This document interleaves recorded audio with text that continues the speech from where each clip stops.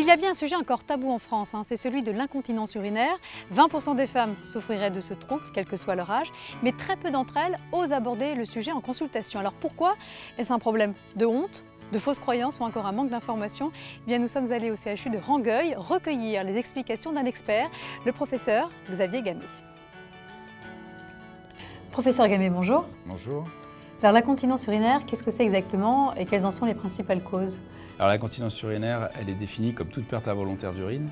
Il y en a trois types. Il y a l'incontinence urinaire d'effort, l'incontinence qui survient lorsqu'on va faire un effort, on éternue, etc. Ou l'incontinence urinaire d'origine vésicale, qui est l'incontinence urinaire lorsqu'on n'arrive pas à se retenir, qu'il faut courir aux toilettes et que malheureusement on arrive trop tard et que c'est déjà parti.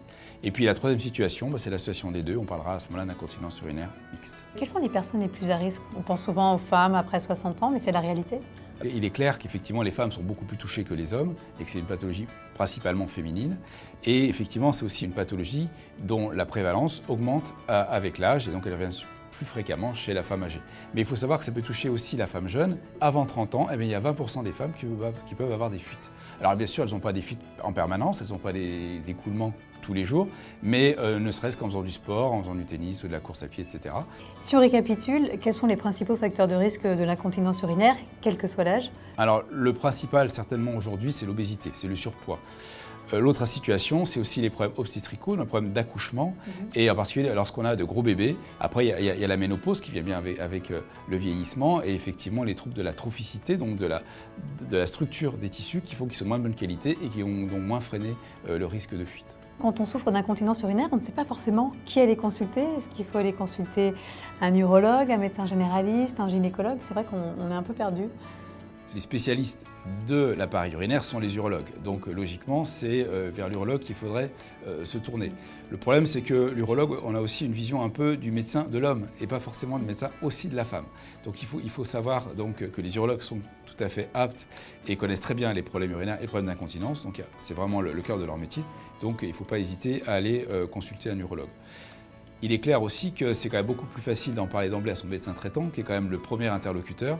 Et puis on sait que dans la vie de la femme, il y a des consultations tous les ans chez le gynécologue. Et ça peut être aussi une bonne occasion d'en parler. Et les gynécologues connaissent aussi bien l'incontinence, en particulier l'incontinence urinaire d'effort.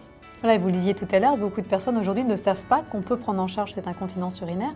Alors est-ce que vous pouvez nous en dire plus justement sur les solutions, les traitements? Pour l'incontinence urinaire d'effort, en première intention, ça va être d'abord la rééducation périnéo-sphinctérienne. Et puis en deuxième intention, si la rééducation ne marche pas, on ira plutôt vers une intervention chirurgicale.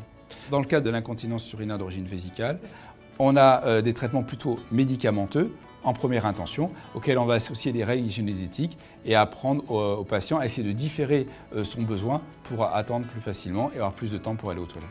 Oui, pour nous les femmes, c'est vrai qu'on nous parle souvent de notre périnée, de l'importance de le muscler, de le renforcer. Alors est-ce que ça peut avoir effectivement un effet préventif sur les troubles urinaires, l'incontinence urinaire? On fait beaucoup de sport aujourd'hui, on fait beaucoup d'activités physiques, mais on muscle beaucoup l'abdomen, mais on oublie aussi le périnée et on augmente les pressions dans l'abdomen qui va favoriser les fuites alors que le périnée ne sera pas capable de faire contrepoids.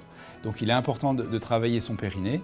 Et d'où l'intérêt de faire de la rééducation, en particulier après les accouchements, parce que là, on va mieux connaître son périnée, on va savoir le faire travailler, et puis aussi continuer à s'entretenir avec le temps. Merci beaucoup, professeur Gamet. Avec grand plaisir. Voilà, stop au tabou. Si vous souffrez d'incontinence urinaire, et bien surtout, n'hésitez pas à en parler et à aller consulter un professionnel de santé, que ce soit un gynécologue, un médecin généraliste ou encore un urologue. Il existe aujourd'hui des solutions efficaces.